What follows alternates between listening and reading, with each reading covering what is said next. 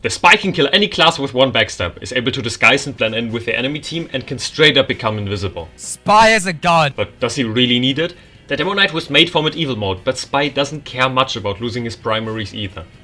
In medieval mode, the Spy has access to all his knives and watches and got one less job to do. You don't have to deal with sentry nests anymore. With his crepe mache suit, the Spy might not fit in with the medieval peasants, but he definitely is one of the best classes to play in medieval mode. In this video I will be ranking the Spy's weapons in medieval mode, based on how good they are in their respective weapon slots. Let's jump right into it. The Your Eternal reward drains your cloak 33% faster, and disguising consumes a full cloak meter. In the base game this weapon is fine, because it allows you to backstab NGs and not be afraid of the sentries for example, and because the Your Eternal reward has no attack noise, you won't be noticed by even very careful players. But the biggest upside of this weapon in the base game might very well be its biggest downside in medieval mode. If you successfully backstab someone, you disguise as your victim, but the most used classes in medieval mode are Demo Man and Heavy. Every time you backstab someone you will disguise as a really slow class, with no way of changing your disguise easily. No attack noise doesn't matter much either, because all the screams from Demo Knights will muffle the attack noise of your other knives anyway. F tier.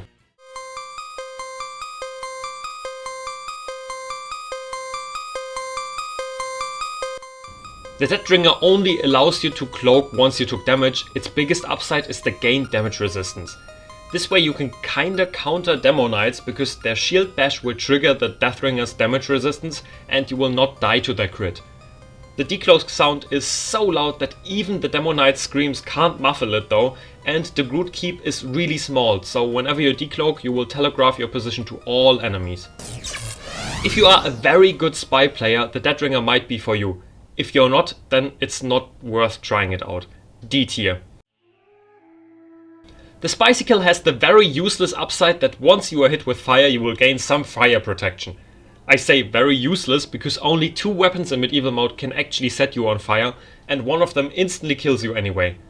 To balance out this very mediocre upside, the Spicicle will turn your backstab victims into ice, alarming the enemy about your position.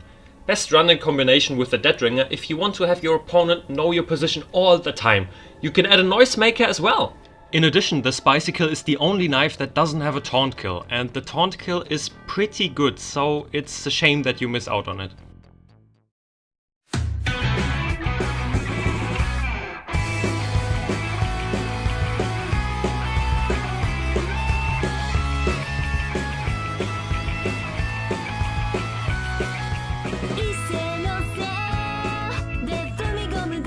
This might be a hot take, but hear me out. The Kunai doesn't deserve to be ranked higher than C tier.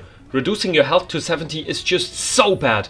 Weapons like the Back Scratcher and the Scotsman Skull Cutter can now kill you with one swing without even the need for a crit. Sure, it can give you overheal, that's pretty cool, but god, I hate getting killed with one swing by a pyro. It's not a secret that the Spy stock weapons are insane, and the stock knife is no exception. No health decrease, no restriction on your cloak meter, and it doesn't give away your position. You will never be wrong in choosing this knife, but one knife is a lot better. B tier.